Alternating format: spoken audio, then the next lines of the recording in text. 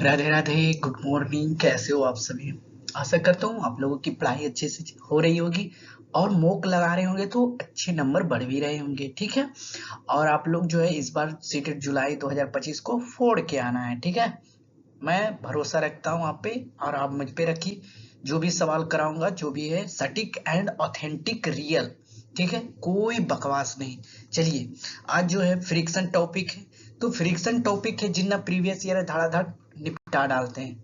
ठीक है, अब सीटेड साइंस पेपर 2 है, तो ऐसा मत सोचिए कि पेपर 1 के लिए नहीं है। पेपर 1 में तो ईवीएस पूछा जाता है ना, उससे एक दो रिलेट कर सकते हो। अगर पेपर 2 में है तो आपके लिए तो बहुत ही इंपॉर्टेंट है भाई। चलिए, व्हाट इज फ्रिक्शन? पहला सवाल फ्रिक्शन आ गया दिमाग में तो सभी को पता है कि फ्रिक्शन के कारण ही वस्तु का भार बढ़ता है, अवरोध होता है। किसी वस्तु को हम खींच रहे हैं वहां पे भी फ्रिक्शन लग रहा है, कोई वस्तु गिर रहा है वहां भी फ्रिक्शन लग रहा है, कोई हम जैसे तैर रहे हैं वहां भी फ्रिक्शन लग रहा है। यानी कि फ्रिक्शन हर जगह है। कोई वस्तु, आप गोदरेज रखे हो, पेटी रखे हो, वहां पे भी फ्रिक्शन है। ठीक है, आप चल रहे हो वहां भी फ्रिक्शन है। यानी कि फ्रिक्शन से आपको पीछा छूटने वाला नहीं है। तो फ्रिक्शन कब लगता है और फ्रिक्शन कहाँ लगता है ये पढ़ेंगे, और फ्रिक्शन क्यों लगता है। तो फ्रिक्शन जो है अपोजिट दिशा में काम करता है। तो सबसे पहले बात करते हैं कि ये relative motion to surface in contact, यानी कि ये वस्तुएं और कोई, यानी कि जैसे हो गया पृथ्वी या फिर हो गया ये सतह, कोई भी सतह से रिलेट करके ऐसे ये फ्रिक्शन हो रहा है। यानी कि ये रफ कर रहे हैं, फ्रिक्शन हो रहा है। यानी कि दो आपस में सतहों का मेल, यानी कि रिलेटिव मोशन, यानी कि सापेक्ष मोशन गति ही फ्रिक्शन कहलाता है, साफ सुथरा अक्षरों में। ठीक है, चलिए, अब ये फ्रिक्शन कम कहाँ लगेगा? तो कम लगेगा स्मूथ फ्रिक्शन पे। ठीक है, ये स्मूथ फ्रिक्शन जहां पे चिकना रहेगा वहां पे तो कम लगेगा, और मोर फ्रिक्शन कहाँ पे लगेगा? जहां पे ज्यादा रफ होगा। यानी कि जहां पे उबड़ खाबड़ रहेगा, ये जैसे उबड़ खाबड़ है, ये देख रहे हैं, ये सतह देख रहे हैं, ये उबड़ खाबड़ है, तो यहाँ पे ज्यादा कम लग अथी फ्रिक्शन ज्यादा लगेगा, फ्रिक्शन ज्यादा लगेगा। अच्छा, फ्रिक्शन कम कहाँ पे लगेगा? यहाँ पे चिकनी सतह पे। ठीक है, समझ में आ गया। अच्छा, टाइप ऑफ फ्रिक्शन तो चार प्रकार के होते हैं: स्टैटिक, रोलिक, स्लाइडिंग, फ्लूइड। लेकिन हम सबको ये तीन पढ़ना है। अब ये तीन पढ़ना है तो इसका जो है हम क्या बता देते हैं, किधर गया, हाँ। तो स्टैटिक फ्रिक्शन ज्यादा होता है किससे? स्लाइडिंग फ्रिक्शन से। फिर उससे ज्यादा से होता है रोलिंग, यानी कि रोलिंग से ज्यादा स्लाइडिंग, स्लाइडिंग से ज्यादा स्टैटिक के पास फ्रिक्शन घर्षण बल ज्यादा होता है, ये आप याद रखिएगा।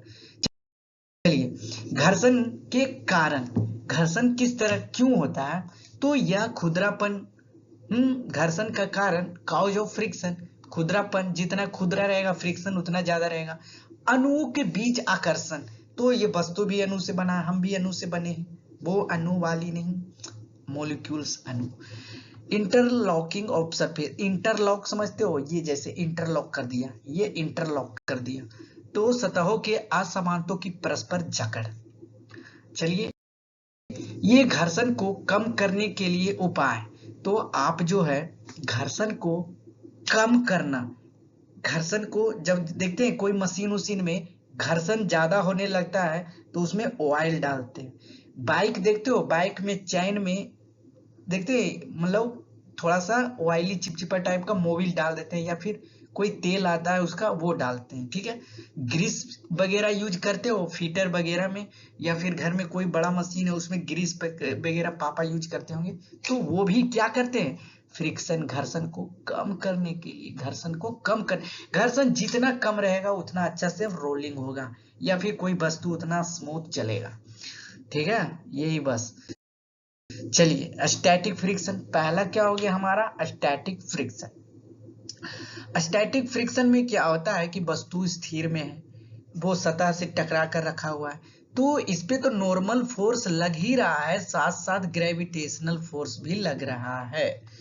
क्या समझे आप लोग? यानी कि ये तो नॉर्मल फोर्स कब लगता है? नॉर्मल फोर्स हर वस्तु में मास साथ साथ, यानी कि वेट है उसका तो मास उसमें तो जरूर रहेगा, तो वो फोर्स ही होता है कोई भी नॉर्मल फोर्स। हम भी हैं, कहीं पे खड़ा है, मेरे पास भी नॉर्मल फोर्स है, यानी कि कोई काम कर ही भी नहीं रहे तो भी नॉर्मल फोर्स रहेगा। बात समझ में आ गया? आगे चलते हैं। स्लाइडिंग फोर्स, ये स्लाइडिंग फोर्स वैसे वस्तु जो टू सरफेस रब करके, यानी कि दोनों से घसीट करके, अगेंस्ट ईच अदर, यानी कि दोनों अगेंस्ट, समझते हो? यानी कि विरुद्ध, ठीक है। It happens when object moves along the surface, यानी कि स्लाइडिंग कर गया, यहाँ वस्तु रखा हुआ था, ये स्लाइडिंग फोर्स हो गया, ठीक है। तो इसमें थोड़ा सा घर्षण जो होता है कम होता है स्टैटिक के मुकाबले। आइए, अब सबसे ज्यादा कम किस में होता है? रोलिंग फ्रिक्शन में। रोलिंग फ्रिक्शन जब आप बाइसिकल चलाते हो तो ऐसा नहीं है कि इसमें फोर्स नहीं लगता है, ये चैन को आगे पीछे करने के लिए आप जो है पैडल मारते हो, पैडल में ये नॉर्मल फोर्स लग रहा है। अब आपको एक और फोर्स लगता है, नीचे ग्रेविटी लग रहा है, ठीक है। जितना वेट आपका उतना ग्रेविटी, साइकिल का जितना वेट है उसका ग्रेविटी। अब एक और फोर्स लग रहा है, एयर रेसिस्टेंट फोर्स। एयर, हवा आपको अवरोध कर रहा है ना जी, हवा आपको अवरोध कर रहा है तो आपको जो है वो फोर्स लगा रहा है, ठीक है। तो ये क्या हो गया? रोलिंग फ्रिक्शन, यानी कि rolling friction resistant is defined as the force that resist one slide rolling another. देख रहे हो लाइट कम है फिर भी मैं पढ़ा रहा हूँ, चलो कोई बात नहीं, मैं कलुआ ही सही। चलिए, फ्लूइड फ्रिक्शन।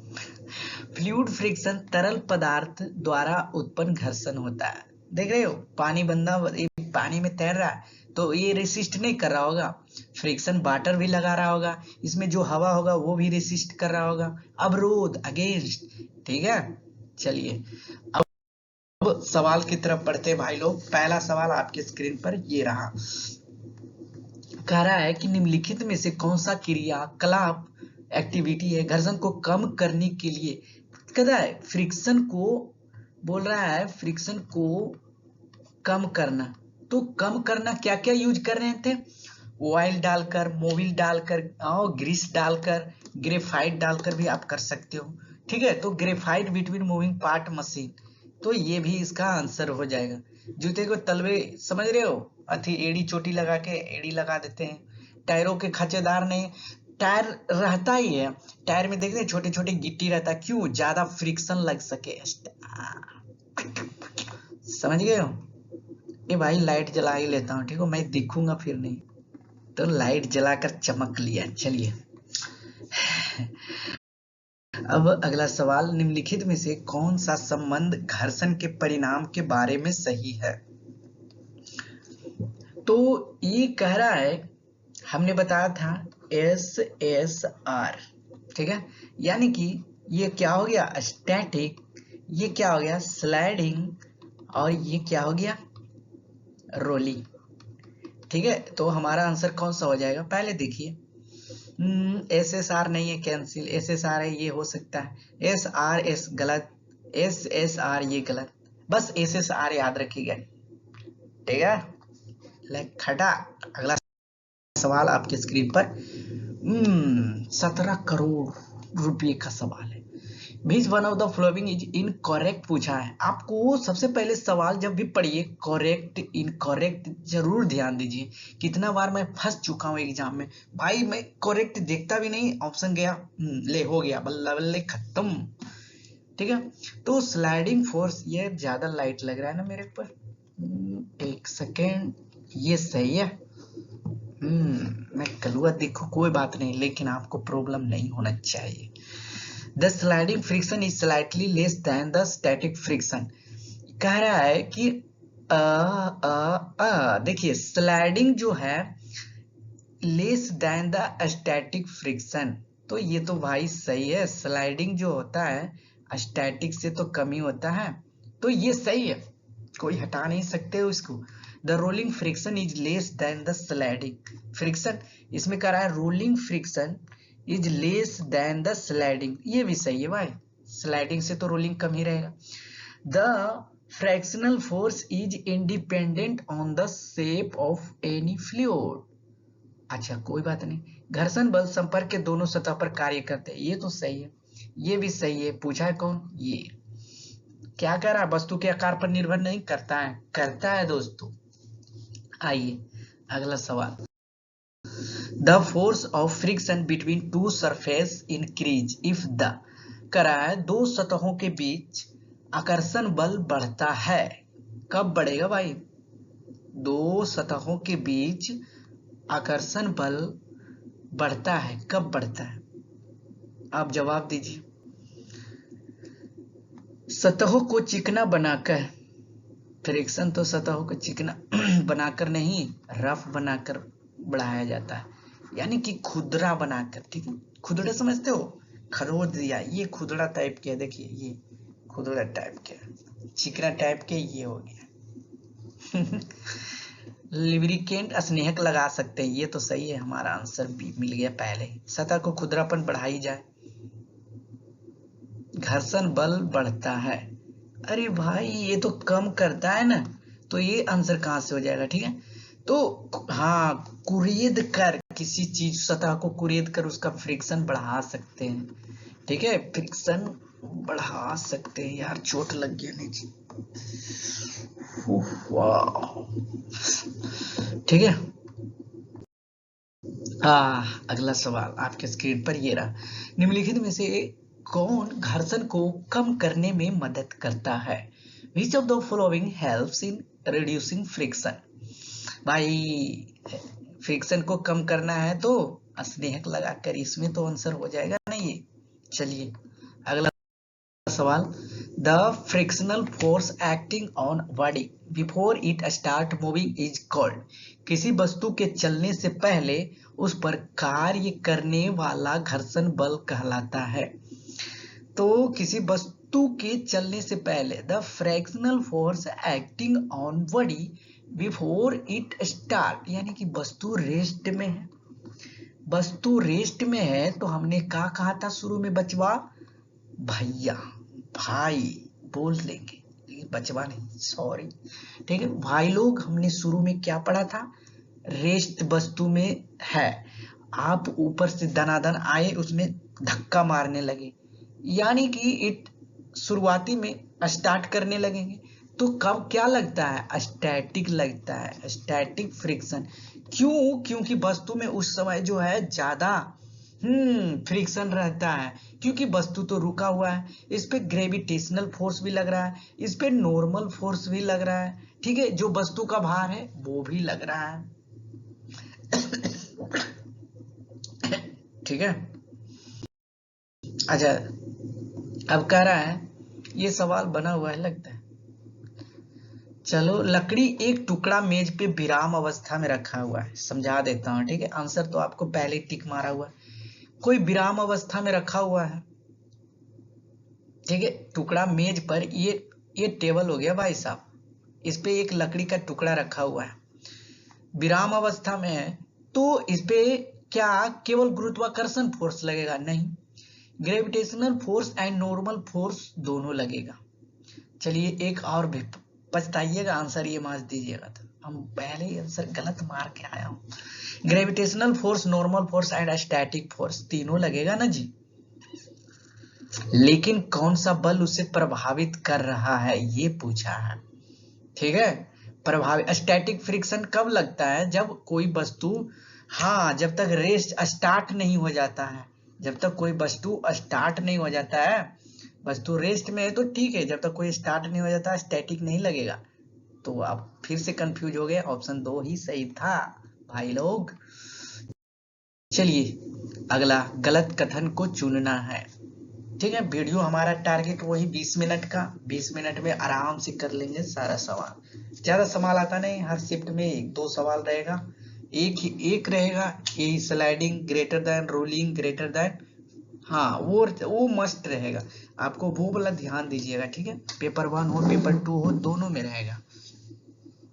चलिए, कह रहा है गलत, कह रहा है पृथ्वी पर संपर्क में रहने दो पृष्ठों के बीच घर्षण कभी भी समाप्त नहीं किया जा सकता है। ये तो सही है भाई, कोई भी घर्षण ये जैसे वस्तु है इस पे रखा हुआ है, फ्रिक्शन है, स्टैटिक तो लगा हुआ है। रेस्ट में हर चीज वस्तु रेस्ट में है तो वहां तो स्टैटिक फ्रिक्शन है ही ना भाई, तो वहां तो घर्षण समाप्त नहीं कर सकते, ये तो सही है ना। तो ये तो आंसर होगा नहीं, ये वाला यहाँ पे देना होगा ना आंसर, तो कटकुट करना पड़ेगा। Rolling friction is less than sliding friction, rolling friction is less than sliding friction, ये तो भी सही है लेकिन ये आंसर होगा नहीं।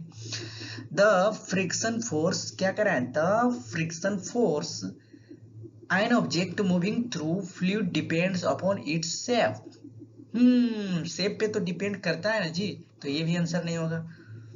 चलिए, ball bearing are use to increase friction, नहीं, फ्रिक्शन को कम करने के लिए यूज करते हैं बॉल बेयरिंग। ऑयल ग्रीस ये सब बताए थे ना, तो फ्रिक्शन को कम करने के लिए। अच्छा, फ्रिक्शन को ऑयल बेयरिंग, बॉल बेयरिंग में, बॉल बेयरिंग समझते हो, बड़ा बड़ा मोटर में अंदर भी देख रहे हो बेयरिंग दिया जाता है, बेयरिंग, वायरिंग जिसको कहते हैं जी, वायरिंग, ठीक है। आप बचपन में बैरिंग गाड़ी चलाए होंगे, हम भी बहुत तेज चलाए हैं, 3 गो चक्का लगा लेते थे लकड़ी में, कहते थे ठेल भाई, जितना ठेलेगा उसको हम बैठने देंगे, और वो क्या होता था, जिसका रहता था वो ज्यादा ठिलवाता था, वो खूब मस्ती बैठता था, अरे भाई मेरा गाड़ी है कोई भी ठेलो हम ज्यादा बैठेंगे, ठीक है। तो वो होता है बॉल बेयरिंग, तो उससे, अच्छा बेयरिंग देख रहे थे, फ्रिक्शन को कम कर रहा था, बैरिंग को, बैरिंग गाड़ी फ्रिक्शन को कम कर रहा था, तब ना वो ज्यादा थोड़ा सा इसे पुश, थोड़ा सा ठेलता था पिछुआ वाला, हम सब आगे बढ़ जाते थे तुरंत, देखते थे, और फिर बेचारा वो भी बैठे के लिए कहता था हमको भी अब बैठाइए, बैठ जाता था, ठीक है। बैरिंग गाड़ी चलाए, आप भी चलाए होंगे, ठीक है। चलिए, air friction act on falling object will be, गिरती हुई वस्तु पर वायु घर्षण होता है। चलिए, अच्छा कोई वस्तु गिर रहा है, ये देखिए गिर गया, तो आसानी से गिर गया, अगर यही कोई रेसिस्टेंट नहीं रहता, यानी निर्वात में कोई वस्तु गिरता है, सामान चाहे हल्का हो भारी हो, सॉरी, ठीक है, सामान हल्का हो भारी हो साथ में गिरेगा, ठीक है। तो गिरती ही वस्तु किसका विरोध करेगा, opposite to gravity, opposite to gravity, क्यों करेगा अपोजिट टू ग्रेविटी भाई, तो वस्तु जो है नीचे की ओर खींच रहा है, और ये एयर रेसिस्टेंट वस्तु को तो कुछ देरी थमा ही रहा है ऊपर में, है ना। एयर पार्टिकल समझते हो भाई, एयर पार्टिकल जो है कण कण में, यानी कि पूरे वायुमंडल में एयर है ना, तो वो तो रेसिस्ट करेगा ही, तो विरोध करता है, अपोज करता है ग्रेविटी का। चलिए, एक गेंद के ऊपर की ओर ऐसे हवा में फेंका जाता है, ऊपर की ओर, तो बताओ कि उसमें पर कार्य करने वाले बलों की पहचान कीजिए, तो कौन कौन से उस पे फोर्स लग रहा है, पोस्ट एक्टिव, तो केवल गुरुत्वाकर्षण तो लगेगा नहीं, क्यों, क्योंकि वस्तु में भी तो नॉर्मल फोर्स है, और ऊपर एयर रेसिस्टेंट भी लग रहा है, ग्रेविटेशनल भी लग रहा है, आप जितना ताकत से फेंक रहे हो वो भी तो उसमें फोर्स में ही जुटेगा ना भाई, तो ये क्या हो जाएगा, गुरुत्वाकर्षण, वायु के प्रतिरोध, गेंद फेंकने वाला व्यक्ति पर भी निर्भर करता है। हमारा आंसर आ गया थ्री। निम्नलिखित में से कौन सा कथन घर्षण के संदर्भ में सत्य है, यहाँ पे ट्रू पूछा है, आपको ध्यान देना होगा, ठीक है, सवाल ट्रू पूछा है। Friction does not depend on the mass, पहले ट्रू पूछा है, यहाँ पे डज नॉट दे दिया है, खटाक से निपटा दो, ये ऑप्शन एलिमिनेट का तरीका है। There is no fractional force, फिर से नो दे दिया, एलिमिनेट कर दो। Force acting on stationary car, there is no friction, stationary का, अच्छा कोई विराम अवस्था में कार है, उस पर कोई घर्षण नहीं लग रहा है, स्टैटिक तो लग रहा है ना भाई। Rolling friction is less than sliding friction, rolling friction is less than sliding, ये भी सही है। अच्छा, ये सही पूछा है ना, तो 3 सही हो जाएगा। Air fraction act on direction of gravity, नहीं, अपोजिट करता है ना काम, अपोजिट, तो ट्रू पूछा था भाई, हमारा आंसर निकल के आ गया 3, ठीक है। किसी को दिक्कत, आगे चलता हूँ। अच्छा, कितना बज गया, वीडियो देखते हैं, रिकॉर्ड करें यार, 2 बजे टाइम देख रहे हो, 2 बजे मेरी वीडियो रिकॉर्ड कर रहा हूँ। हालत खराब हुआ। अपने कमरे के फर्श पर रखी किसी विशाल बॉक्स को सरकाने के लिए, अच्छा कोई चिंटू मिंटू पिंटू रमेश सुरेश विकास विशाल बादल राहुल रोहित रमेश रंजय जो भी है भाई, आप सामने वाले घर में आप बक्सा को ऐसे फोर्स कीजिए, ठीक है, बक्सा को सरकाइए। अब देखिए कि कौन कौन से उस पे जो है बल लगेगा। तो सबसे पहले तो उसमें स्टैटिक अधिक बल कौन लग रहा है, अधिक बल स्टैटिक फोर्स ही लगा रहा है ना, स्टैटिक फ्रिक्शन बोलिए स्टैटिक फोर्स बोलिए, यही हो गया हमारा आंसर ऑप्शन 1। कहिएगा सर पेशी बल ताकत से भी लग रहा है, चलिए कोई बात नहीं, ताकत ठीक है, आपके पास जितना भी ताकत हो वो बक्सा को उठाई ले रही, देखते हैं फिर।